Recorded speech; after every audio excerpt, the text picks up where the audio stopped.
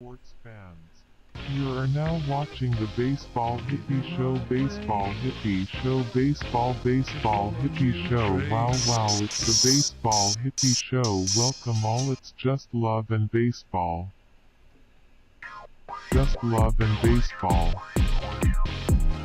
Just love and baseball. Baseball Hippie Show. Welcome all, it's just love and baseball. Baseball Hippie Show. Welcome all, it's just love and baseball. Baseball just love and baseball.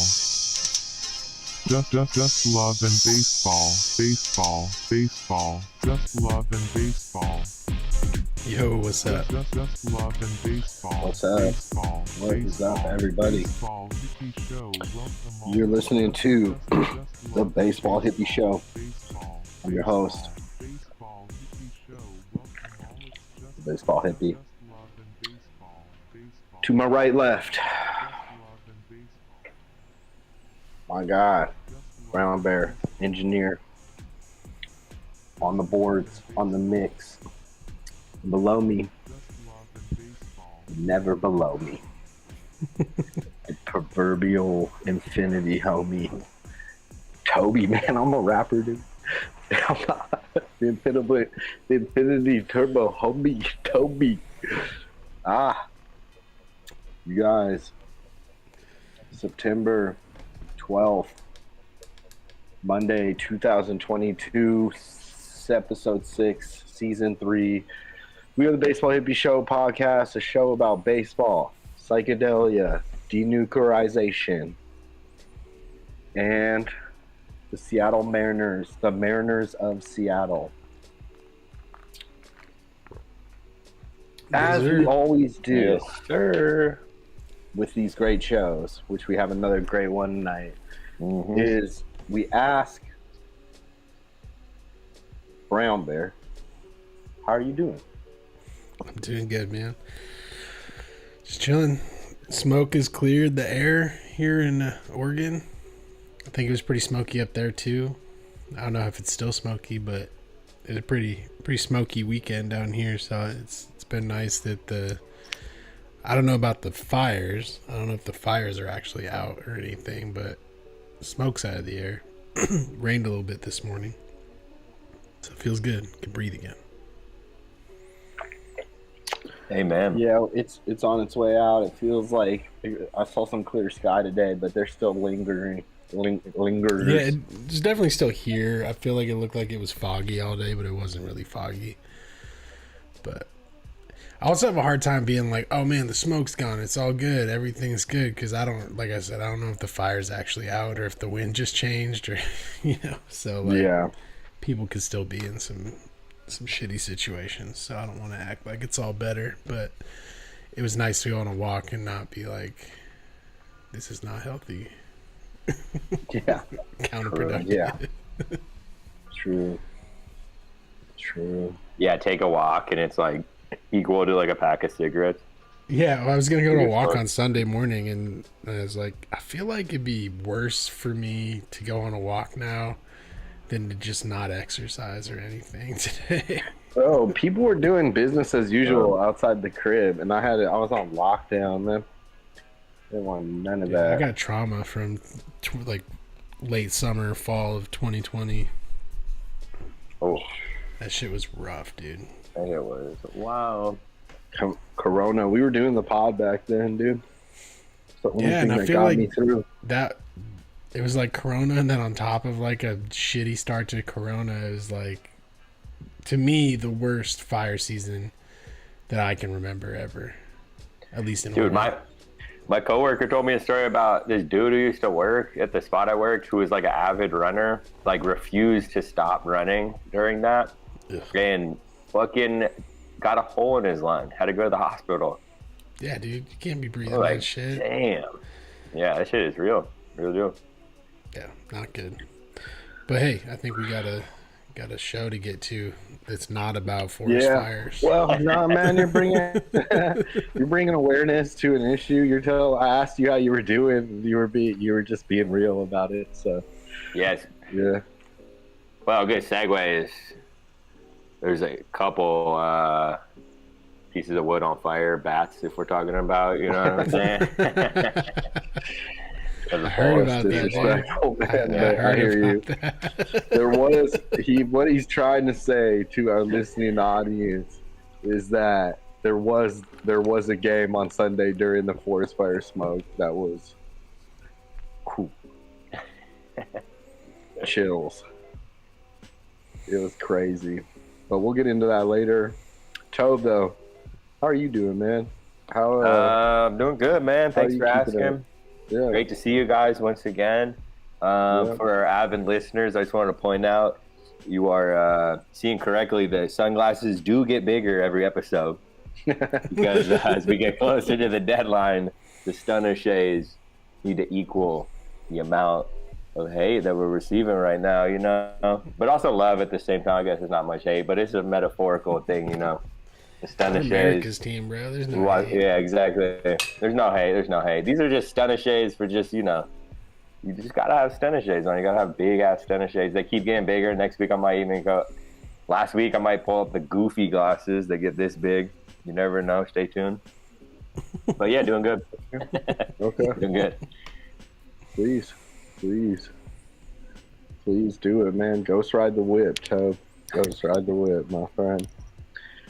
Well, yeah, that's the old how you do's roundabout right there. And so now we're gonna get into our next segment, our shout outs of the week. You guys got any shout outs, man?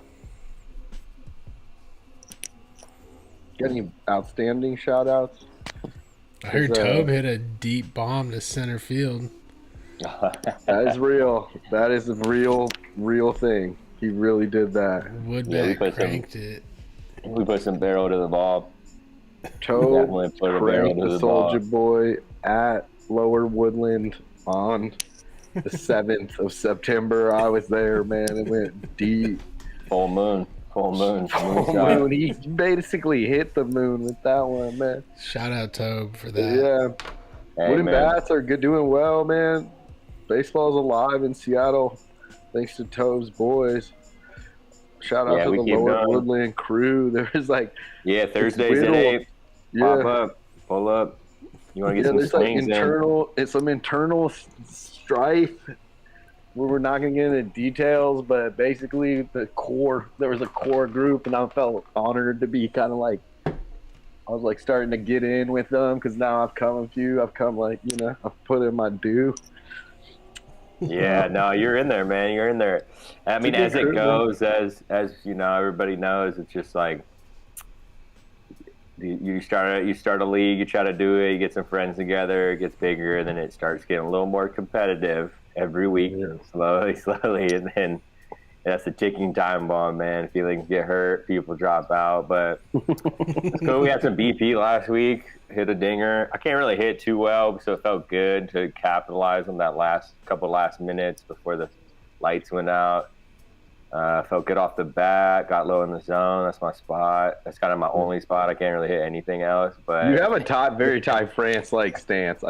We'll get a flick. Next time I'm up, I'll get a flick of you at the batter's box, and then we'll show it on the next baseball. Yeah, it's not random. Definitely not random. Do a little open, keep a little open. I feel like I can see the ball a little better that way. Yeah. Yeah. But still switching it up, still trying to find it. That's everyone's advice when you're trying to get better at batting. Every single person, they just say, just relax, just be comfortable up there, find your things. So that's what I'm trying to do. And you gotta take it to heart, but also at the same time, YouTube and all the shit. I bet you Brad Gardner has a different approach. Everything. Yeah, no, I don't think that's really the way. Yeah, at all. Not everyone. Some people took that hatred and turned it into good baseball. The Ty Cobbs of the world, but you're right. You're right. You're right. There is a cool. It's like the Force, you know. Yeah. Well, there's a cool thing about sports where even when you grow up, you can still brings you back to a child where it's like you really just want to emulate whoever your favorite player is, whoever has the coolest swing or shot or whatever, and you just see if you can do it. Like at the end of the day, it's probably not the best thing to like swing like Griffey, you know, when we were growing up and shit like that. But Yeah. fuck it. It's like I remember Works back for in the him. day when I do that. It's like, Works for him. yeah, it's probably not the best thing to just, but it's fun. That's what you got to do. Yeah. Well, that's at that game, I gotta say, rumblings around town. Wait, were you gonna say something? Because I'm about to change the subject. No, that was it. I just shout out Tubbs for the dinger. Yeah, super shout out to the dinger. Thank you for the shout out, man. I appreciate that. It's happening. Yeah. Brownbear, we got to get you up here, man. Hopefully this is Dude, going you to gotta fall. play. It'll If be you ever fun. pull up, it's fun. The Even lights if are not, always we on gotta until do some 11:15, DP. so even if it's a little shitty out, we can still play. Yeah, Jess got this bat. We wrapped up with the we call it the pickle. It's got that lizard nice skin. yeah. It's got his nice little green lizard skin on it. Hey, Yellow. but the next shout out I gotta say is at that baseball game, somebody was just like definitively just like, yep, the Sonics are coming back into town. They're announcing it at the Seattle. There's like there's a Clippers Lakers game in Seattle. Oh yeah, that was me. Yeah, so like Clippers Blazers. that's the rumblings that Yeah, supposedly Dame Sonics are Lillard. real in 2 years. Yeah, that what you 2024. So shout out to that, man. Cause like Yeah, the better Sonics go came October back. 3rd. It's happening. They said the real story is this, just to keep You it buy brief. They tickets said, yet? yeah, you should follow up. They said so basically, I know this is in an NBA podcast, but real short, they said NBA TV contracts expire in 2024, so it's the best time to bring in expansion teams because I guess just like every sport, TV contracts are like the fucking before they've been eyeing for years now, and the Key Arena has hosted games, I guess, for the past couple of years. They just wanted to see if it could perform, and now with the new hockey team, it's a wrap. So there's been a couple of sources, and then it'll be them in Vegas, 2 new expansion teams. Dang, so come October 3rd, we were hip to the news. We might hear news. Well, of supposedly Sonics it'll be, but there's 2 tweets, and they both got deleted by inside sources, which is funny. That's kind of, I think it's like a media tactic to make it more hype. I'm not really sure how the Twitter insider supporter thing works. Yeah, but we'll see. Maybe it's false. Maybe it's No, I just looked it up, and it's not everything you said. I saw it on the internet too. So yeah. There we The go. internet never lies, man. Yeah, exactly. The old saying. In my mind, it's gonna play out where they give Dame Lillard the mic, like before or halftime. Yeah, I And agree. he's like, Seattle, I fuck with y'all, and the NBA's coming 2024. Let's go, or some shit like that. Yeah, I think GP and Camp are gonna pop out and be like, Yeah, true. Wow, So you think it's gonna be like they're they're gonna do like an expansion, or they're gonna move a team to Seattle? I think right now they're doing expansions because Vegas really wants a team, and they I saw a breakdown actually how it's actually pretty legit to do a 2-team expansion right now. It's not going to mess up the. It's kind of wild to me. It took Vegas so long to get professional sports. True, it's true. But the especially way basketball, since they do all the off season shit, or a lot of the off season shit in Vegas, and it's indoor too. And I feel like, I mean. Yeah, they had the All-Star game there that one year. It was popping. Like, I feel like if I was in Vegas, I go to a basketball game. That'd be fun as shit. Yeah. I mean, you're always. I love going to Vegas, but I feel like if you're there for more than 2 days, you're always kind of looking for something else to do after you've like exhausted the strip. Totally. Can you imagine their halftime shows, bro? They have like Circus Soleil. Yeah, pretty wild. Jimmy Dean over there. It just seems built in. Like you would never, even if like. You're having a down season, like there's always like built-in fans just coming into the city to like see something. So like I feel like their football teams, just have like packed out games. Their hockey team's good too.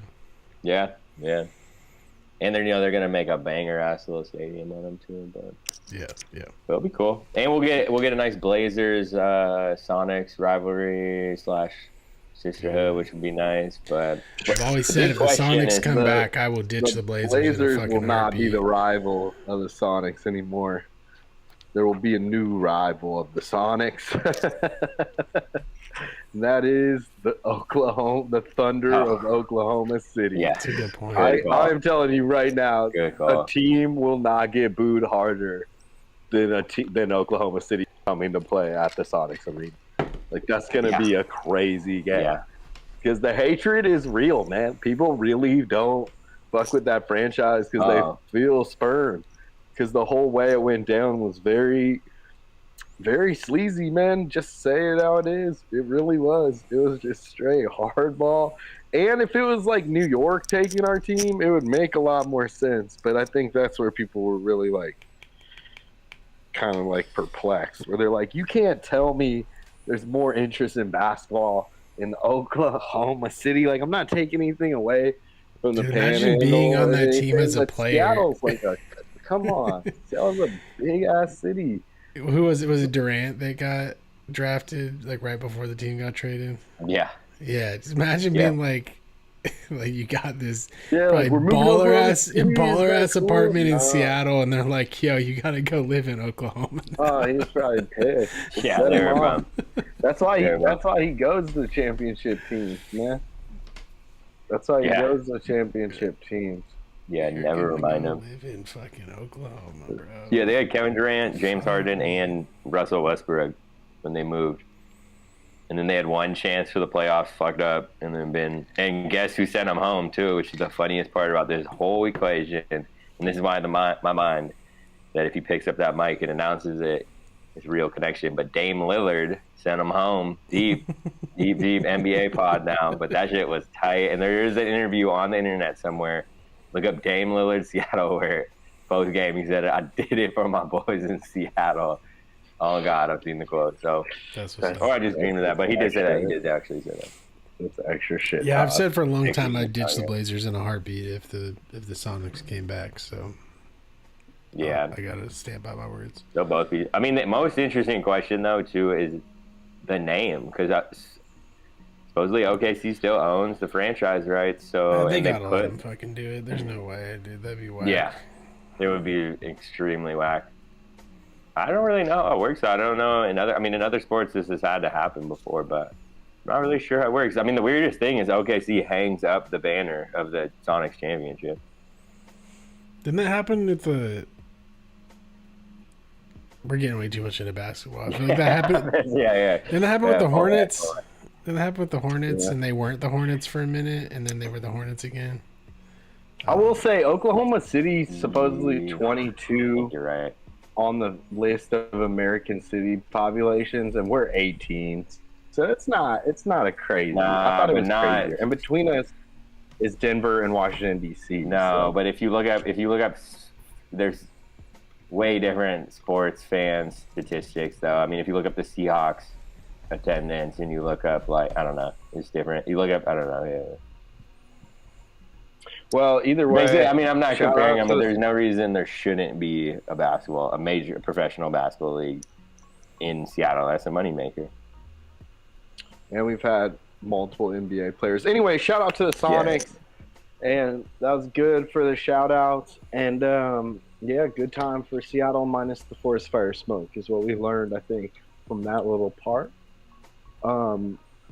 This is now the part of the show where we move to the weekly roundup.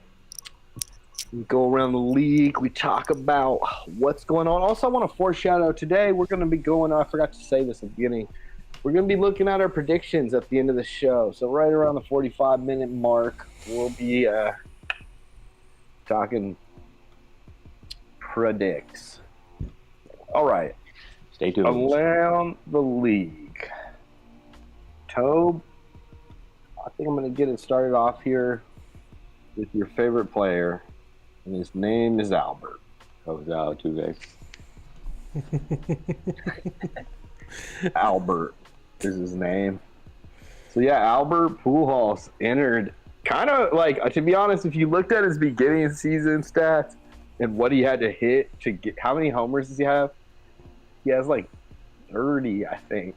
He had to hit a crazy amount to get where he got 797 total, I believe, right now after last night. But I don't know what we gotta look. We gotta check it out.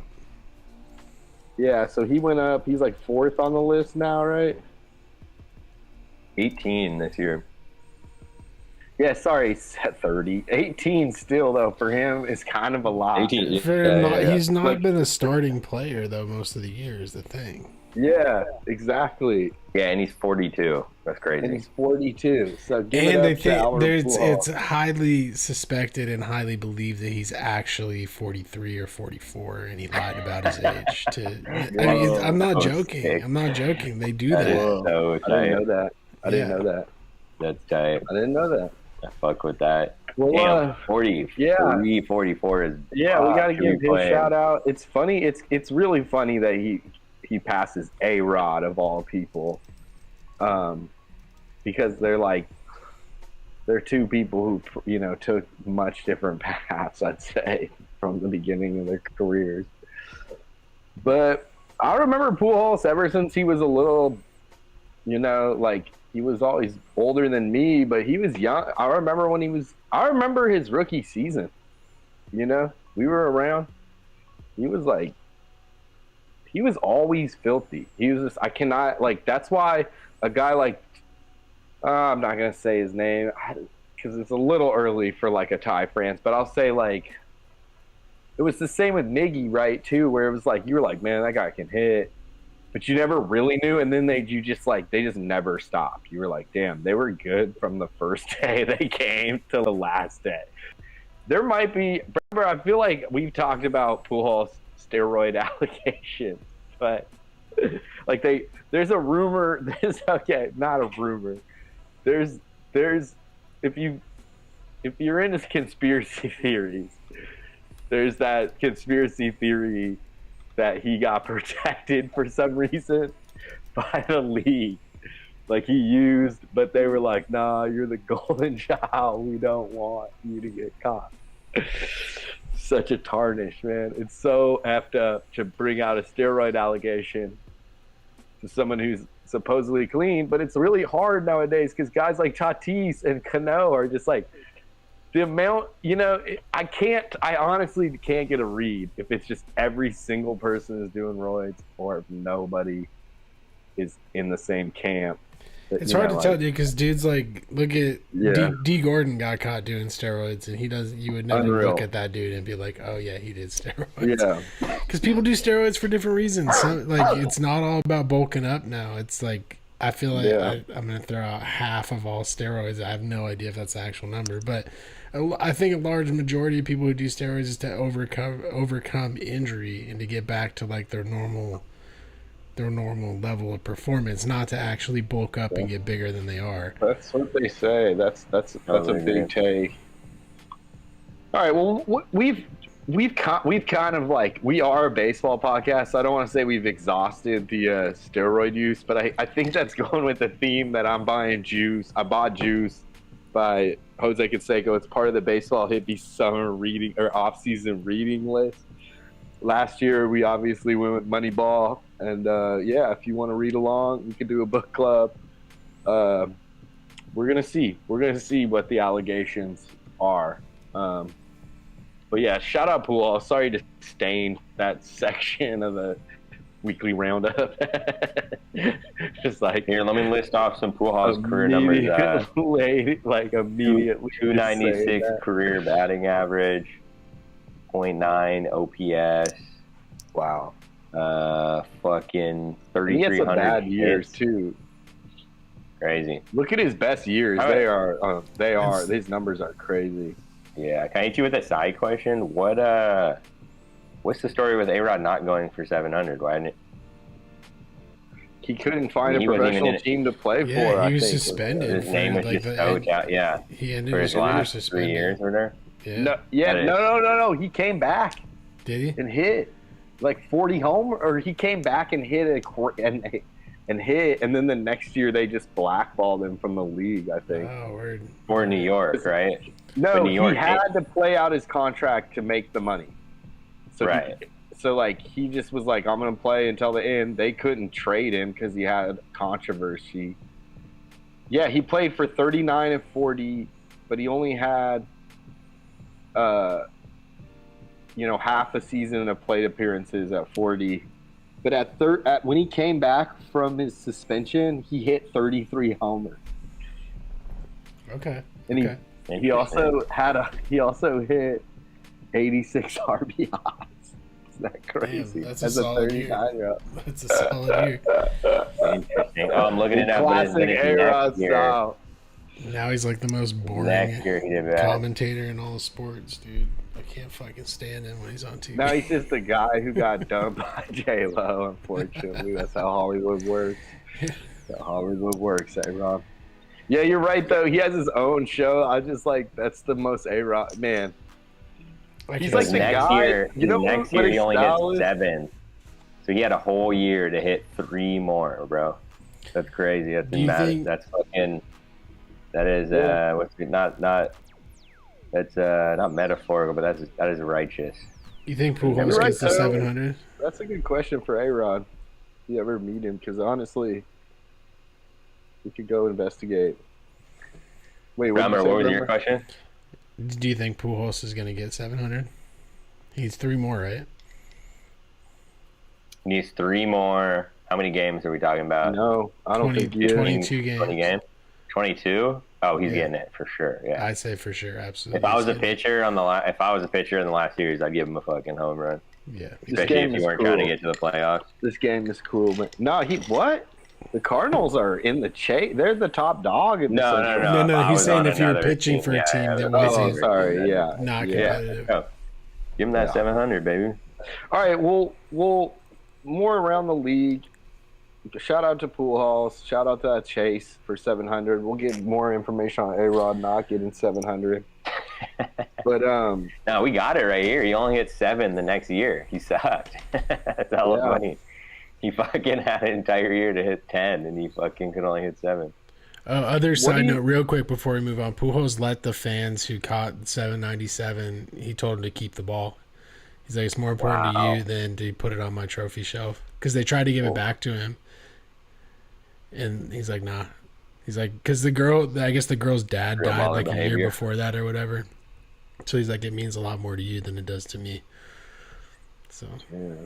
It's extremely baller behavior. Pretty wild. Anyway, all right, well, let's move. Let's move next into. We're in September. We're playing September. We're around the league. We'll get to the Mariners here soon for all you rabid Mariners fans listening. What is going on with these playoffs? Just early predictions, because I know we don't have to predict who's going to make it necessarily, but I just want to say this one thing to start it off is, as of today, the Dodgers are 97-43. Another monster year. They turned it on at the end of the season. Every single year we've done the podcast that we said it, and Josh Jacob comes on and says the same thing. If the Dodgers don't win the World Series, their whole season is a bust. And imagine the pressure of that. And so that's where I'm going to start it off. But I don't just see the Dodgers having an easy tromp into the playoffs. Now, I definitely could see them winning it all, but I also could definitely see them not, because this is baseball for all. They're not. They're the forgotten dynasty is what we'll call them. They're like, unless they win this year and win next year, then you're gonna start saying something. But like, if they don't win this year, it's just like, man, they'll just be that team that never quite did it. You guys got anything else? They will be historically known as like one of the. I don't know what the word for it is, but like, I don't think any team has been that good and dropped the ball that many times in the postseason. It's unreal. It's historic. Also, let's point out, if just because you said the word historic, is like, the league has in this weird way synthesized of like, the Dodgers became the Yankees. And now this year, because the Yankees were so good at the beginning of the season, the Yankees were kind of true to form, evil empire. And now their fall is historic. They're doing a pre-fall. Like, if the Yankees even get to the World Series, I will be super surprised. If they win it, that is like magical type season. But I know how momentum works. Unless something changes in the next couple of weeks, which it could, they look like they don't have enough starting pitching at all. And like a team like Houston would mop them, in my opinion. Even Seattle, I wouldn't want to face Seattle. I wouldn't want to face any of the AL East teams. The Yankees have been on a crazy losing streak. Major injuries, dude. Matt Carpenter and Benintendi or whatever. Yeah. And Stanton, too, I think, is hurt. Stanton, yeah. That's tough, dude. Those dudes were killing it. True. And then I feel like they traded one of their pitchers they traded Jordan Montgomery for Harrison Bader at the trade deadline, which is just weird when your pitching is not your strength in the first place. And Jordan Montgomery's not like a Cy Young winner or anything, but he's not a bad pitcher. No. Weird move. No. But Cole's back on that sticky, though, so you never know what's going to happen. Yeah. No. Everyone's back the on central, that sticky, bro. The central Everyone's back on the leagues, sticky. anyone can go back to the sticky, but I don't know. It's just interesting. I feel like a lot of teams. My takeaway this early, and this is the last thing I'll say, and then I'll leave it up to you guys. But like, teams kind of performed this year. Like I want to say, like last year, the Giants were just such a big surprise to everybody that like, they kind of shook up the league, in my opinion, at this point.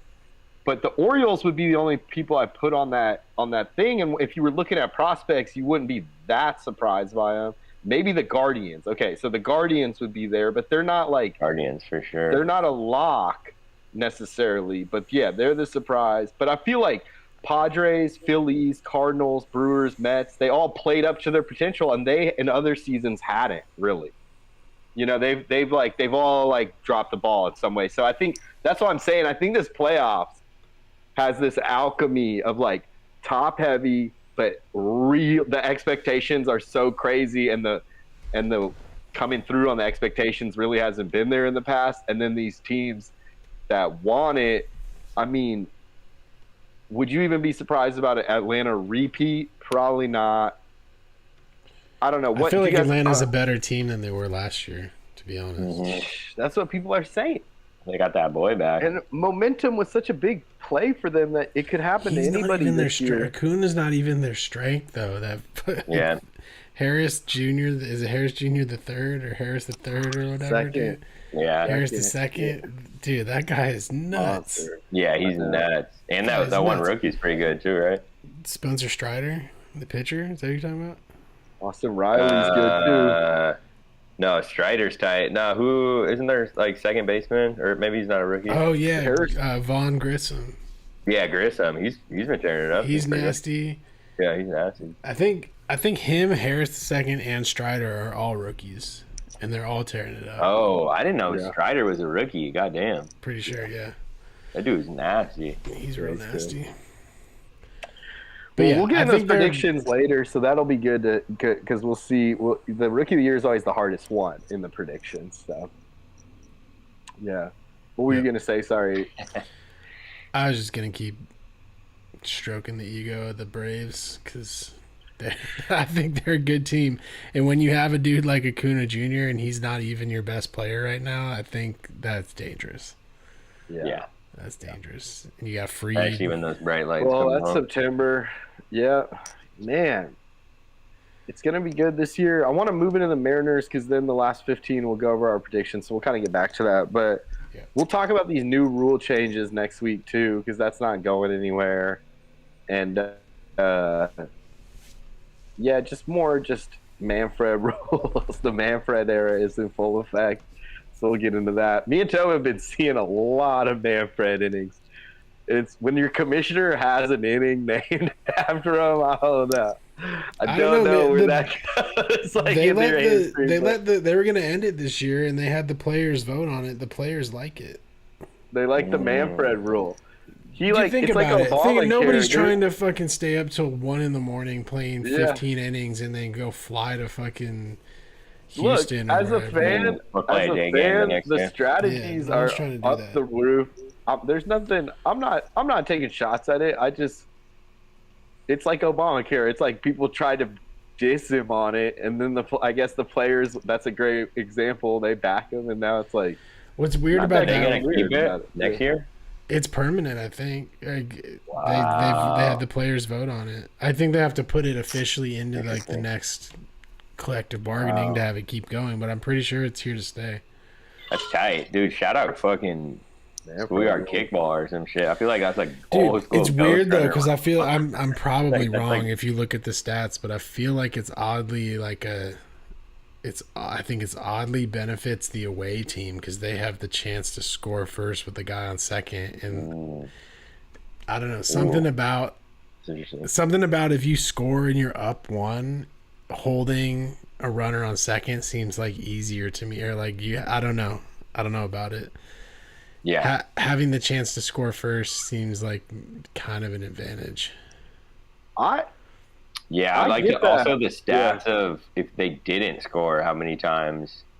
Yeah, You I know know, nothing about this. bottom I could be half, yeah. completely wrong about Yeah, that. That's just like the eye test. I think we should get back to the stats on that someday. But I will say, from naked eye, me and Tobe went to a Cubs Brewers game that went to 13 innings with the Manfred rule, and they scored like 4 of those innings, or I think they scored every inning. Scored that every means inning. It was That was like crazy. It was like 6. It was like 8 runs in a row by each team. And it was like, it's like you can't even say it was like, yeah, it's National League Baseball. Well, they have a DH now. So it's like I'm just saying there's like storms. MLB is an interesting place. So that's You know what it to me it really represents. Maybe this is too layman's, but it really does represent is to just like a new baseball fan or someone, I don't know, just trying to, I don't know, new baseball fan trying to get into it. It's puts the power of getting a person on second and just how much of a difference that is, because it's like a base hit and a steal or like anything. And I feel like people who have been watching baseball for years get that, but like I think for people just putting it on the sport, they realize it's like, man, when you have a person on second, it's like almost just game fucking over, dude. Yeah, scoring position is with no outs and scoring man in scoring position, and you don't score, you fumbled the bag. That's 100%. Yeah. Especially, I'll say, and I don't know because I don't watch a lot of Nippon leagues, but I heard that the Japanese style of baseball is that if there's a runner on second and there's no outs, no matter where you are in the lineup, you have to bunt.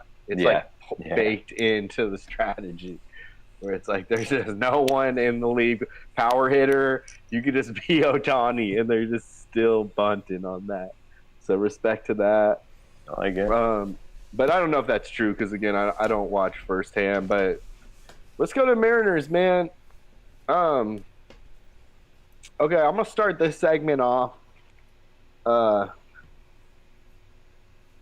Let's see. The baseball hippie take is definitely cosmic vibes, especially after Sunday's game, where the 2 rookie of the years probably of both leagues each hit 2 home runs, and Suarez hit 2 home runs, and they came back by 5 in the top of the 9th, only to lose to the Mariners on 2 home runs that were basically back-to-back. Ty France hit a pop-up between there, but like that was a new. When they gave up 5 runs, I said in the text, wow, this is not the Seattle of yore. Like, this is not what we know from this season. This is definitely an older Seattle style of baseball. And then they won it. That's cosmic of like, look, there is a new guard in town. And the way Julio ran off the field, because they had him on the telecast, he was talking to himself running off the field. And then he tied the game up with a so-show. The kid is unreal. I'm going to make an emotional post about him at the end of the season, no matter what. He has definitively changed baseball in Seattle forever, probably. I believe in Julio. I'm going to get a shirt that says, I believe in Julio. He's like that dude. Oh, he's the real deal, dude. He's 21, his first season. He's come as advertised. He's the most hyped. He's like he's like the Seattle LeBron of baseball. Like, we knew about him, and he didn't disappoint. He just did his thing, man. And so last Sunday was another one of his moments, but I'm sure he'll have more. And from the jittery kind of Seattle coffee drinker guy, I'm a little nervous. I'm gonna be 1,000. I'm sorry to bring negative vibes. Brownbear has a great point that he brought up before the show, but like being in a pennant race, like being in a wild card race like this, every game we lose, I start to get closer to the dark side, the Twitter finger, and I start doing what my father did, what his father did before him, which is get like super negative about the team, when I really know in my heart of hearts they're the best team we've had in 20 years easily. It just is what it is, you know, and the best future too, which makes the best team.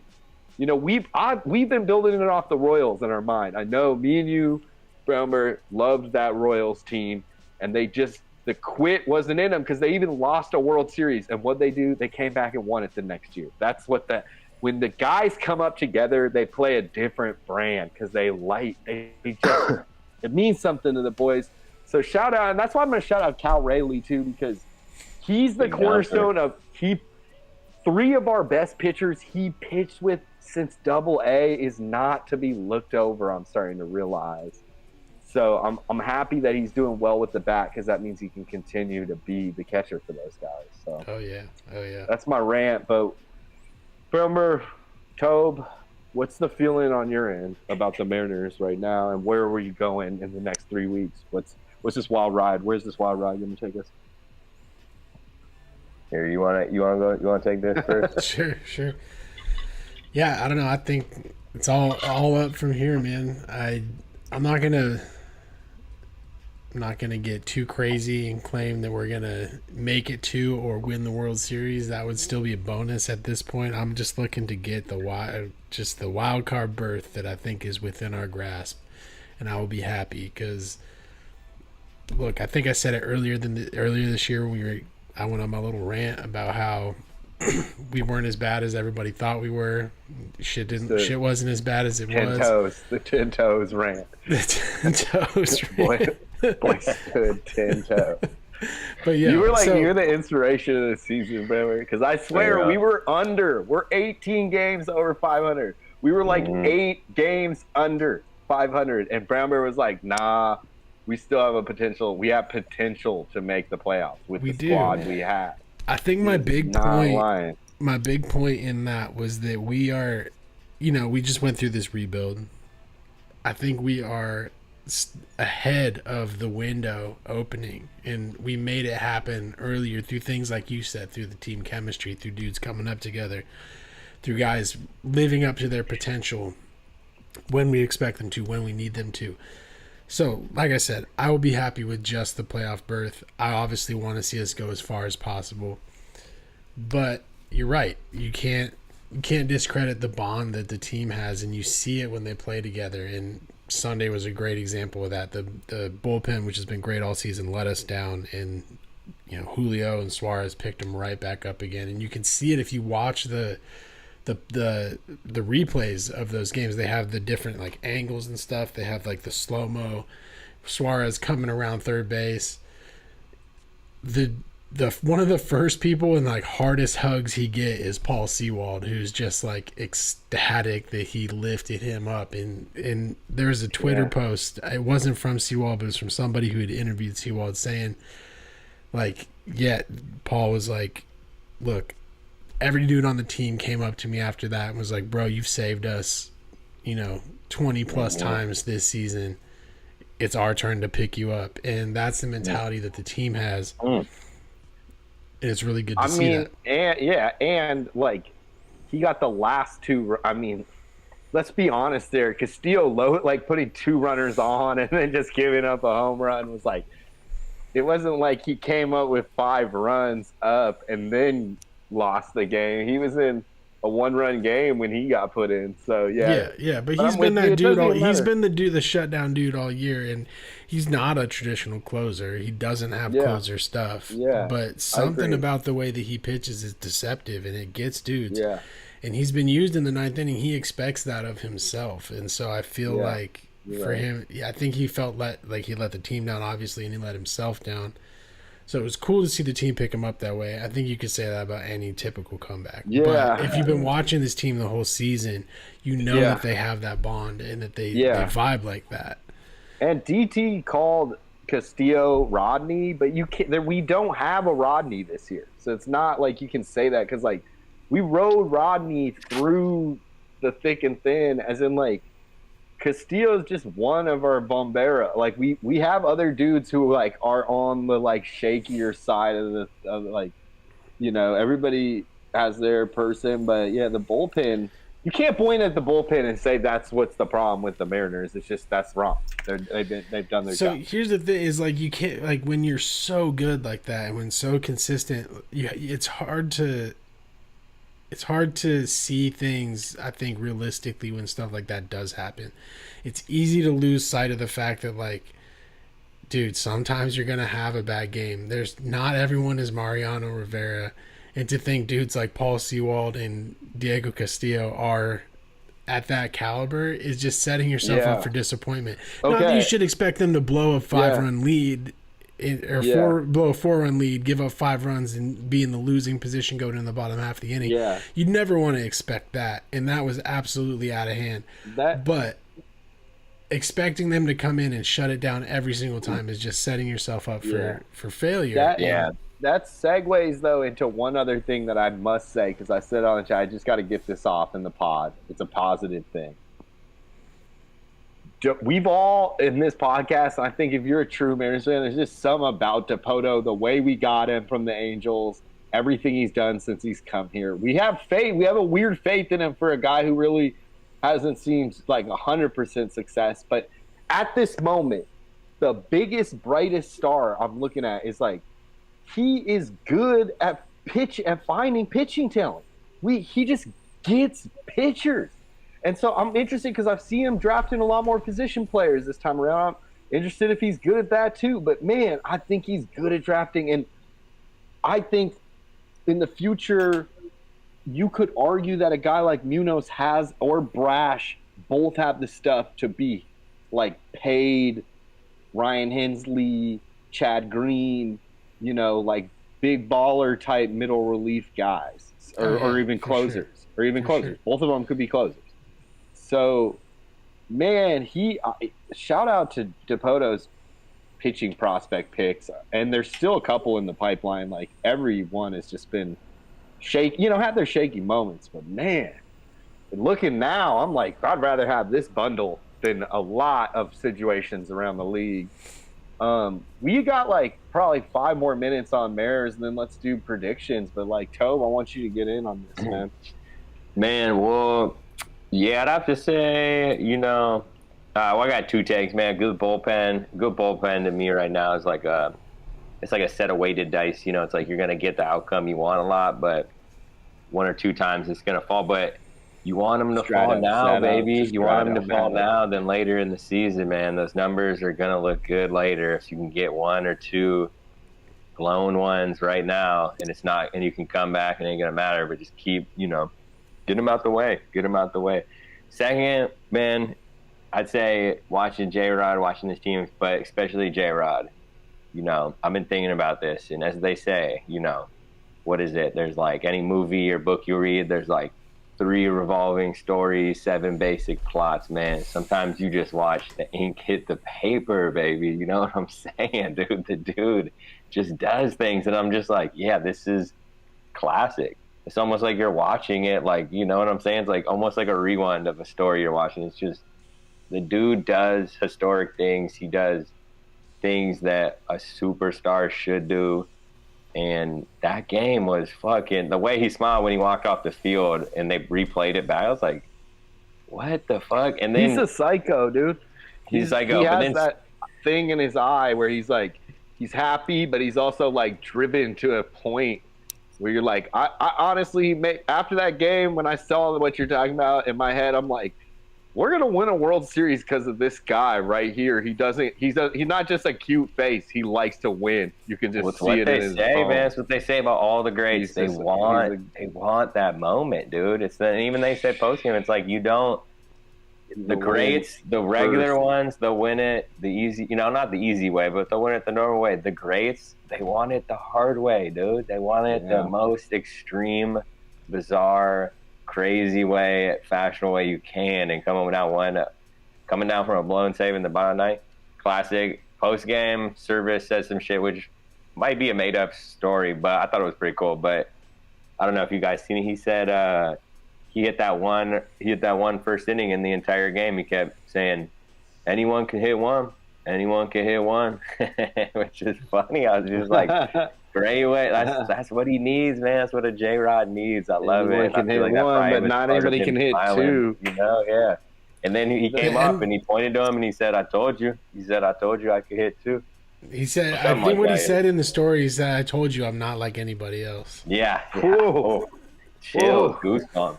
Love it. I also want to say the ink is hitting the paper, man. The ink is hitting the paper, baby. Exactly. A 21-year-old, in the 3 or 4 situations I've seen him in the 9th where he had a position to win the game, they walked him. And he's a rookie. They're not going to be able to do that for the rest of his career. So the boy, he eats. Shout out to Julio, man.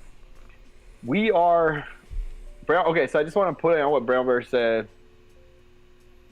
If you look at the wild card 3, the fall would have to be pretty far to go meet with the team that's there, which is the Orioles. We're 18 games over. They're 7. They're maybe even wait. Yeah, they're 5. They're 4. Yeah, they're I think 4.5 games back right now. Yeah. So they're 6 games over 500 and we're 18. So yeah, it would be a tough fall. But it's mathematically possible, but we would have to completely shit the bed, I guess, for lack of a better term, and it just doesn't seem. But that's where the coffee side of me. I'm a Mariner fan, so I get jittery. Yeah. But everything points west, so we'll catch you on the next podcast and give you the update on that. Do you have the predictions? Is there a way to flash them, or do you just have them that I could see them somehow? I mean, they're in the shared file, the Google Docs, but I can try and get them up. My computer's just been whack lately. I can read them off to you though. I have them right here. Okay. Yeah, let's read off. Let's try to get Tobe back in if that's possible, and then we'll read off some predicts and end the show. Yeah, I'm Thanks for listening. Everybody. Wait to see if he pops up. It's the Baseball Hippie show about baseball, psychedelia, and denuclearization. All right, Hippy. So who did I put? Wait, okay. Am I making this up? Can I take some predictions of the predictions? Did you and Josh say that the White Sox were going to win the World Series? Am I making that up in my head? Let me get to the World Series. Which is not like a bad pick at the beginning of the season. But I guess we didn't talk about that. That's a pretty All big surprise. 4 of us predicted that the White Sox would be in the World Series.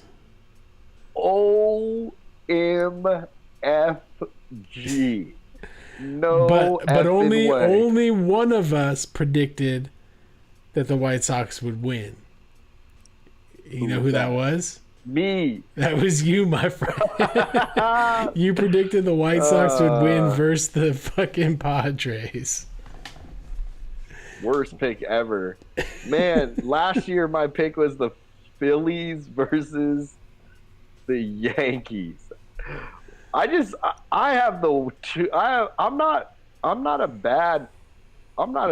think I have bad takes or bad reads. I just am a wild man with the predictions. That is just an awful prediction. Thank you for saying that, though.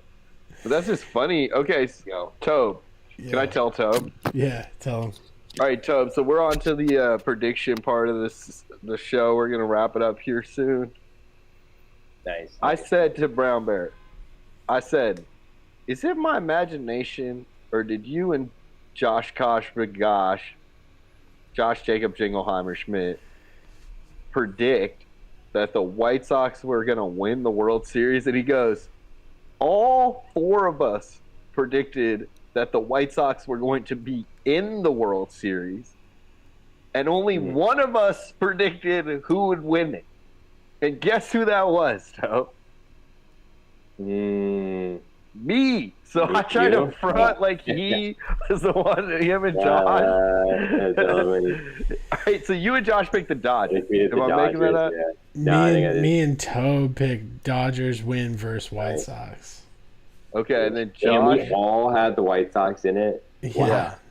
Wow. And Josh picked the Mets win versus the White Sox. Hey, still might happen, baby. Still might Hey, happen. guess Our what? Dodgers Jack pick Sterling, ain't bad too. either, dude. Dodgers, yeah. I'm sorry, Jess. The Padres pick Sox is versus Pods crazy. is kind of rough, bro. Right. That is crazy. Right. Always, but you know that's my style. I do that on purpose. I'd come with the crazy. Let's go back to the divisional picks real quick. Okay. Let's go Hey, back to still the could divisional happen. picks. White Sox are still in it. 2 games out. Oh, Games man. out, baby. The AL East is particularly good. Okay. I think I had the Giants going, dude. In the AL East, I picked the Rays. I was the only one to pick the Rays. They feasibly still could take it from the Yankees depending on how the next couple weeks go. Yeah. Josh and Tobe both picked the Blue Jays. I think that's kind of out of the picture unless the Blue Jays really turn it on. Yeah, but they're still a playoff team. Uh-oh.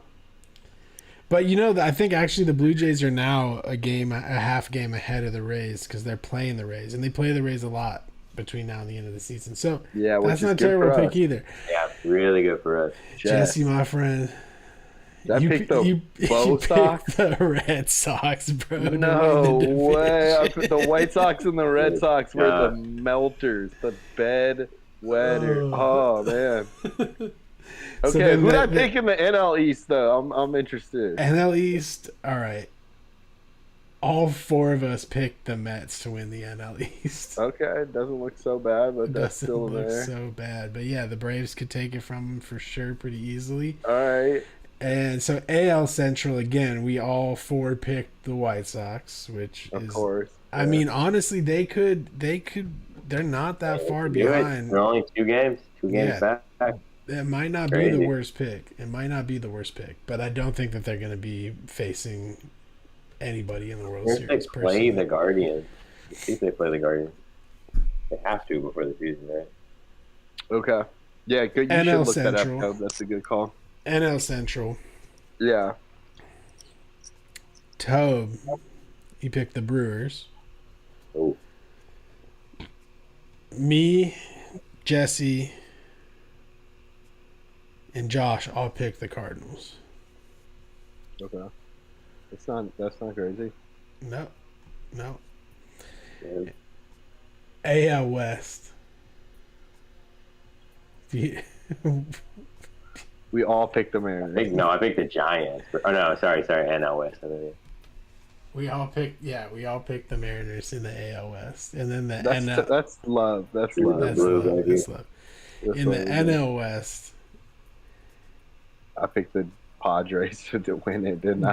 Tobe, you think you picked the Giants?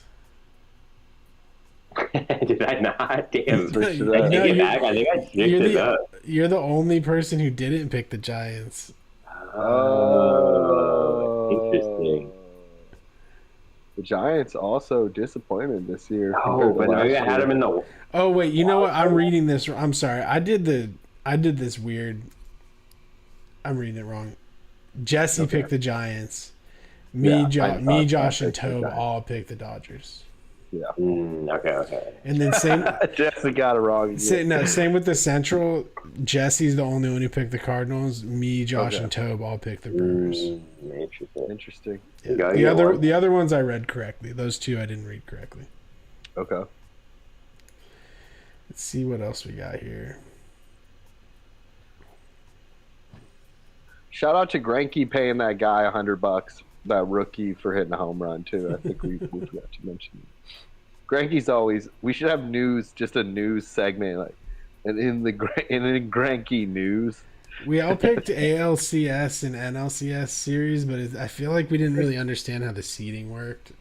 okay, So I don't know if any of these are like. that doesn't matter. I don't know Wait, if I'm any just of these are interested though. realistic. We didn't get everywhere. We didn't get AL. Oh no, we did. Okay, cool. We did the Okay, so divisions in the World Series. What about then- like MVP? Because we're gonna Yeah. wrap it up here in like 5 minutes. So what's up with the MVP? We got and all MVP that. and Cy Young here. So we got, Okay. and we got. I think we got Rookie of the Year. So let's start with MVP. Tobe's MVP picks in the AL. We got Vladdy Jr. Mm. In the NL, we got Juan Soto. Mm. I don't think either of those are happening. Nice try. Baseball fan favorites. Jesse, you picked Otani in the AL. That's realistic. I personally think Judge will probably overtake I him. agree. I think Judge is definitely winning that. But he'll get finalist votes for sure. And then in the NL, Pete Alonso. Ooh. Whoa, that wasn't that bad. He had a good season, but not MVP quality. And I'm not mad at that pick though. And Josh picked AL Devers. That's a good He- pick. It's a good pick. NL Juan Soto. Wow. My Soto, picks that's were disappointing. in the American League, Tim Anderson, which I will say I feel like he was. I don't think he was going to overtake Judge, but before he got hurt, he was having a really great It season. was good. He was. Good. And in the NL, Trey Turner. Not a bad pick. Not bad. Yeah, I don't feel as great about that one. Still, he's a beast. He's like an untapped dragon type beast. Yeah. So for Cy Young, Tobe picked Gilbert in the AL Gilbert. and Bueller in the NL. Whoa. Okay. I think, yeah. Bueller got injured, right? Or is he still? You know, no, he's he's still been out? injured most of the season. Yeah. I think Not it's bad going to be Verlander and I respect that Gilbert probably pick too. Alcantara That's just the or Olympic guy. Yeah. Freed. Gotta put the boys up. Jesse, you picked Wainwright. Bieber in the AL and Kershaw in the NL. Wow. Kershaw has had a good season. Though. Josh Wow. picked Dylan Cease in the AL. That was the pick I was thinking of. That's a good fucking pick. It is. Even if Verlander wins it, that's like no one knew that he'd be that good. But yeah, maybe Josh has some intel from living in Chicago. And Scherzer in the NL. Not a bad And- pick. And then my pick in the American League, Verlander. Oh, you picked Verlander, Damn. Josh picked Cease. Interesting. And I picked Scherzer for the NL as well. Wow, you guys are tapped Damn. into that Cy Young race. If Scherzer didn't get Yeah, you might injured, he get would it. definitely be considered. Yeah, you would have gotten that for sure. You got crazy. Well, I guess. Wow. Okay, then yeah, we don't. But, yeah. We all said Julio for Rookie of the Year, I imagine. Let's see. And then we probably I don't know who we thought. Wait, Josh pitched Dylan Cease? Yeah. Yeah. Damn.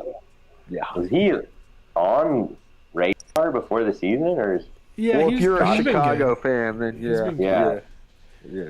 yeah. damn? That was a So- good Man, pick. I just gotta say, I went to that 10 strikeout game against Lance Lynn, and that guy is up for Granky Award. I'm just gonna throw it out there. Or even baseball Hippy Award, man. Lance Lynn is a wild man, dude. He's Yeah. a big boy with a beard, and he just sluggish, dude. He's like one of those baseball players. You're kind of like, you play professional sports? I would imagine you more like a longshoreman or like one of those ice fishermen or like a vlogger or like I don't even know, like a freaking So I have. dirt bike instructor. I think we all did pick. Ooh, We all picked J-Rod for the AL for Rookie of the Year. good pick. Me and Josh both picked Hunter Green for the NL. Yeah. Pitcher from the Reds. Yeah, he's good. Damn, that's a good pick. Tobe, I don't have an NL pick for you. Yeah, I don't think. And then Jesse, thank you God. picked Seiya Suzuki.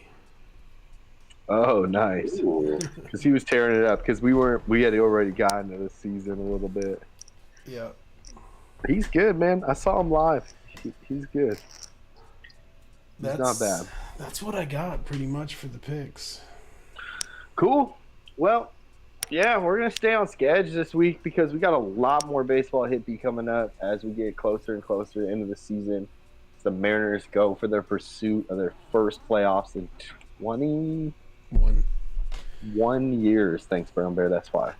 That's why we got the engineer over here. Man, always a pleasure, fellas, to talk all this and psychedelia. Oh, man. If I know anything about baseball, these next 3 weeks, 4 weeks, or whatever, are going to be you might want to put your extra pair of underwear, strap in your extra seatbelt, get your extra lederhosen. You got September baseball, boys and girls. And anybody in Red between. lights. Red lights are coming. Get the big blockers on. Thanks for listening, everybody.